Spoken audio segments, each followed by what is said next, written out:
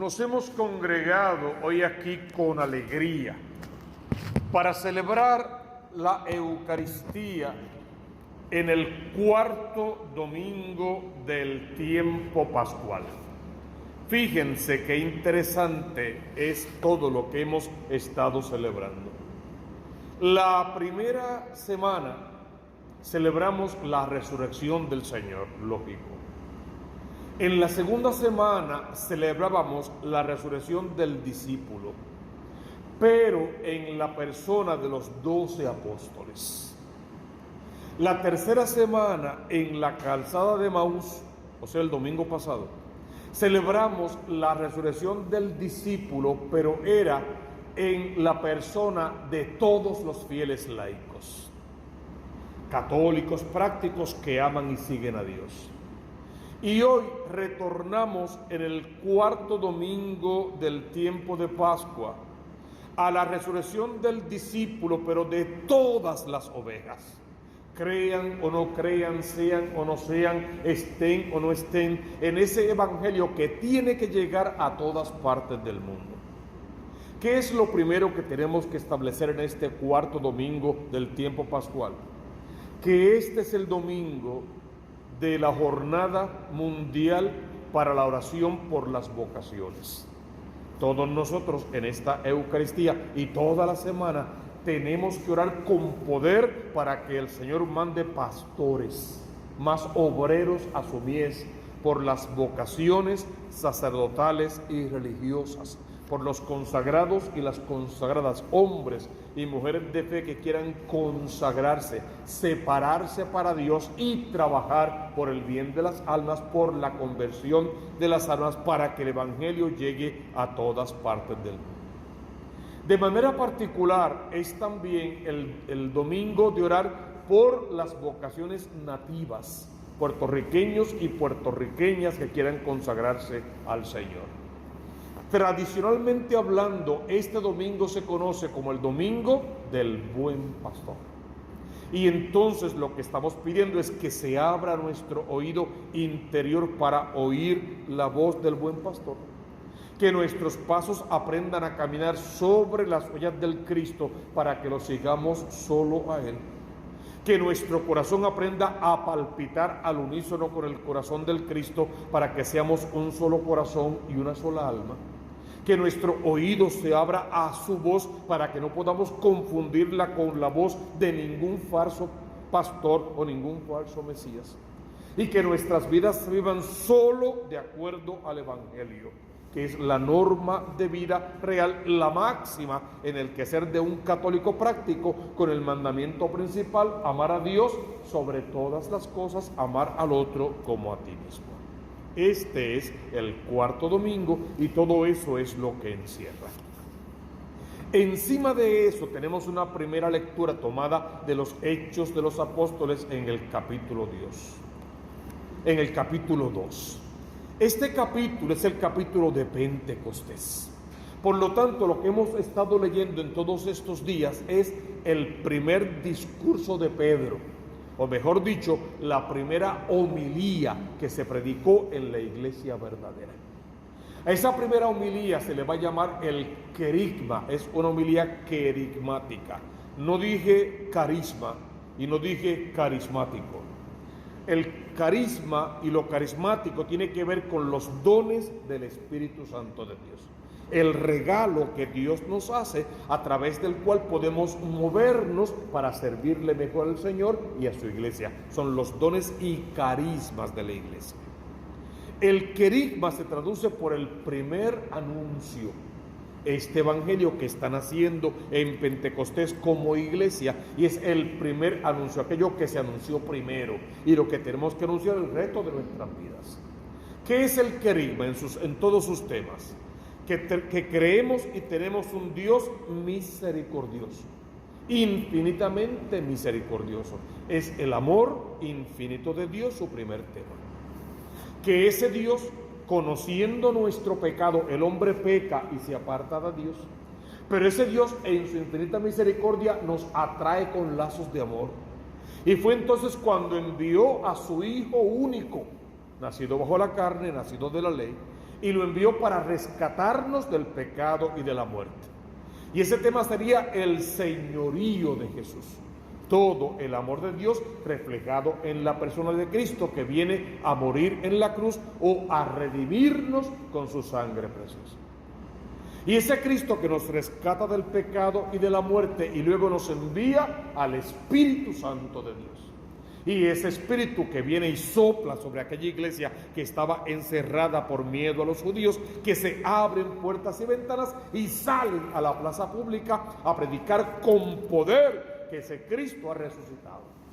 ¿Cuál Cristo fue el que resucitó? Le dice Pedro mismo a los israelitas: aquel a quienes ustedes mataron en la cruz, pero que el Padre Dios ha resucitado, que está sentado en su gloria a la derecha del Padre y que nos envía al Espíritu Santo en el nacimiento de la iglesia. Ese es el Cristo que Pedro está predicando. Ese más o menos es el querigma con uno u otro tema de más, y ese es el sentido y el poder que la iglesia tiene que acuñar en su corazón para hacerlo vida en el corazón de todos los hombres y mujeres. Y la primera lectura no es más que ese querigma explicado por Pedro, y hoy la última parte de ese querigma. El salmo responsorial salta a la vista. Si es el domingo del buen pastor, pues el Salmo 23. El Señor es mi pastor, nada me falta. Y la decisión de quién es tuya, porque tú eres libre, realmente libre. Tú puedes decidir quiero salvarme y trabajar por tu salvación. Tú puedes decidir no quiero salvarme y entonces trabajar por tu condenación. ¿Cuál es la diferencia? Que los que optemos por salvarnos, ¿qué vamos a beber? Aguas siempre frescas. ¿Qué vamos a comer? Pastos siempre verdes. Lo dice el salmista. Los que no opten por la salvación tomarán aguas sucias. Imagínate, cualquier tipo de pecado, de eso es de lo que se van a alimentar. Y comerán pastos secos, dice el salmista. Para los buenos que hace el Señor, preparará un manjar, un verdadero manjar. Nos servirá, la copa rebosará cuando Él nos sirva a la mesa. Hay una gran diferencia entre los que deciden vivir vidas en santidad y se salvan, y los que deciden vivir de espaldas a Dios y se condenarán. ¿Eso por qué? Porque la palabra va a decir a cada uno según lo que cada uno merece. A eso le vas a añadir la segunda lectura de hoy, tomada de la primera carta del apóstol San Pedro. Han vuelto al pastor de sus vidas. Tenemos que volver siempre a Cristo. No importa cuánto hayamos pecado, y todos pecaremos, somos materia caída, estamos ligados a la tentación y al pecado. Pero un Redentor ha pagado nuestra salvación a precio de sangre. Por lo tanto, la segunda lectura lo que quiere decirte es tus deberes, tus obligaciones como católico práctico. Y que entiendas que el sufrimiento bien entendido también es parte de ese avanzar en la fe. Porque si Cristo, el buen pastor, sufrió de la manera que sufrió, para ti, para mí, tal vez nos va a tocar algo de eso, dice la palabra, para completar si en algo faltara a la pasión de Cristo, añade San Pablo. Vas a vivir viendo todos tus días como una oportunidad para salvarte. Y vas a ofrecer todo lo que eres, lo que tienes y lo que vales a ese Cristo de la gloria, sobre todo tus sufrimientos y tu pasión, para morir a ese hombre viejo y puedas participar entonces de la promesa de la resurrección. Porque la promesa es que si vives conociendo, amando y sirviendo a Cristo, y la muerte te sorprende estando en gracia, Él te resucitará en el último día. Eso es claro como el agua en la palabra. Porque este Cristo, mira cómo Pablo lo explica. Porque este Cristo cargó con nuestros pecados, subió al leño, para que muertos al pecado, vivamos por la justicia. Pues aunque somos pecadores, tenemos todavía una oportunidad de cambiar la conducta, de ser mejores personas, de tratar mejor a la gente con la que nos tocó convivir, de respetar todos los postulados del sacramento del matrimonio, la fidelidad y el respeto, sobre todo, de educar bien a nuestros hijos para Dios y de presentarnos no como profesores de teología, ni siquiera presentarnos como profetas de la palabra. Presentarnos como testigos del poder de Dios, porque en fin de cuentas esa es la más grande misión que tengo. Podemos hablar precioso de Cristo, Pero si no damos testimonio, somos como campana que resuena, dice el salmista. Tenemos que hablar lindo de la palabra de Dios, pero tenemos que vivir lindo la palabra de Dios para que se cumpla aquello lindo que también dice Teresita Quevedo. Señor, que quien me mire, te vea. Que siempre la gente pueda ver algo de Dios a través de nosotros. Porque en otro tiempo, cuando éramos pecadores, quiere decir Pedro, andábamos descarriados como ovejas, pero ahora hemos vuelto al pastor y al guardián de nuestras vidas. Si le pertenecemos a Cristo por decisión propia, tenemos que vivir como Cristo manda. El evangelio del buen pastor es una añadidura hermosa. Digo añadidura, ¿en qué sentido? Si se han dado cuenta estos domingos y estas semanas, de alguna u otra forma Jesús viene revelándose y nos ha dicho que yo soy, lo ha dicho varias veces, yo soy el pan de vida, yo soy la luz del mundo, yo soy. Hoy, ¿qué es lo que Cristo va a decir? Fíjate qué interesante. El tema es el del buen pastor. Y lo que debería decirnos en directo es: yo soy el buen pastor. Sin embargo, en el texto de hoy no usa esa frase así literal.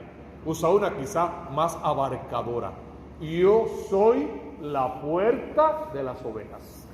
Porque si lo que quieres es que vengan al redil, que vengan a la iglesia, la puerta tiene que ser atractiva. Tú ves una puerta atractiva y te da ganas de entrar. Y ahora, si Él es la puerta y tú eres bautizado y por ende otro Cristo, ¿qué podríamos resumir? Que ahora la puerta eres tú. A ti te toca ser atractivo. ¿Atractivo para qué? Para atraer la gente hacia ti y que te sirvan. Nada más lejos de la verdad. Atractivo para atraer la gente a Cristo, a la iglesia verdadera, a la vida sacramental, a la participación real en este proyecto de salvación en el que nos hemos aventurado desde el principio con Abraham y hemos estado firmes creyendo y siguiendo la palabra viva de Dios. Por lo tanto, ese Cristo hoy te va a decir que el buen pastor llama a sus ovejas por su nombre, como las suyas lo conocen, lo siguen. Que otros que han venido intentando usurpar su nombre, habla de los falsos profetas, que en otro texto va a decir: cuidado con ellos, se visten como corderos mansos, pero son lobos rapaces. Que este Cristo, el buen pastor, le habla, ellas conocen su voz y le siguen. Pero que al otro no lo van a seguir porque no lo conocen.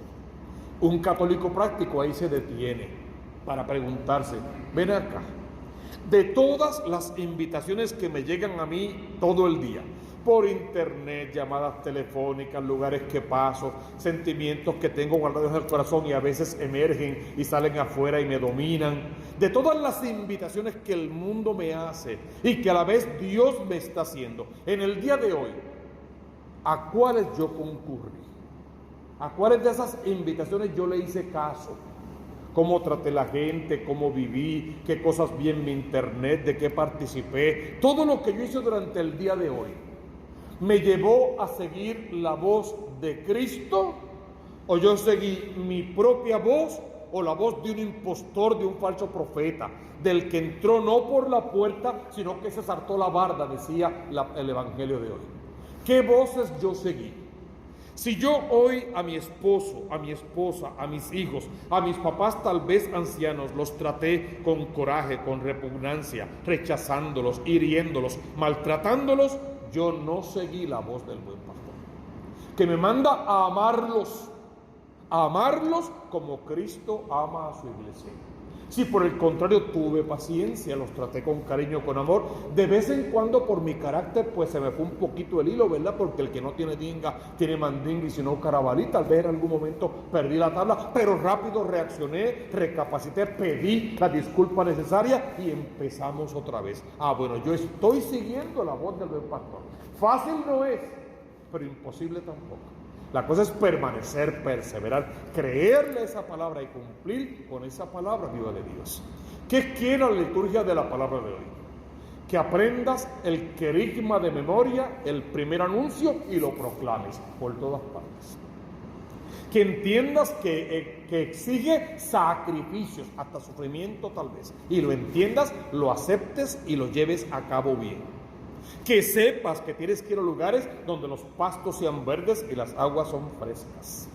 Pero sobre todo que entiendas que te toca ser la puerta del redil. La que es Cristo, te toca a ti ahora, hoy, ser esa puerta también, para atraer a tus hijos, sobre todo a tus hijos, a tus nietos, sobrinos y ahijados. Siempre los mencionamos, siempre los vamos a mencionar. Siempre primero, tus hijos, tus nietos, tus ahijados, tus sobrinos. Y con ellos los hijos de tus vecinos, de la gente en el trabajo, de los hermanos de la iglesia. Tráelos en oración siempre. Lo mencionemos o no, que lo primero que tú pongas sobre este altar sean tus hijos, con nombre y apellido, tus papás ancianos, tus hermanos y hermanas, la gente que es importante para ti. Tráela cada día y purifícala sobre este altar y conságraselos al Señor. Porque hay un refrán popular que dice que tanto está la gotita sobre la piedra hasta que hace un hueco. Ojalá que podamos hacer un hueco de amor en esos corazones y llenarlo con la presencia del amor de Dios, para que nuestros hijos se salven oyendo la voz del buen pastor, siguiéndolos, viéndolo como la puerta ancha, la puerta angosta, y quieran entrar con amor por esa puerta angosta que lleva a la salvación, y luego presentándose en invitación de vida como puerta para que otros también vengan a salvarse. Ofréndale tu vida al Señor. Pídele que en este cuarto domingo tú sigas sus huellas y sus pasos, oigas su voz y la reconozcas. Y nada ni nadie puede apartarte del gran amor de Dios. Porque si Dios está contigo, y Él de hecho lo está, ¿quién puede estar en contra tuya? Pidamos a Jesús que se quede con nosotros y que nos bendiga y que nos ayude.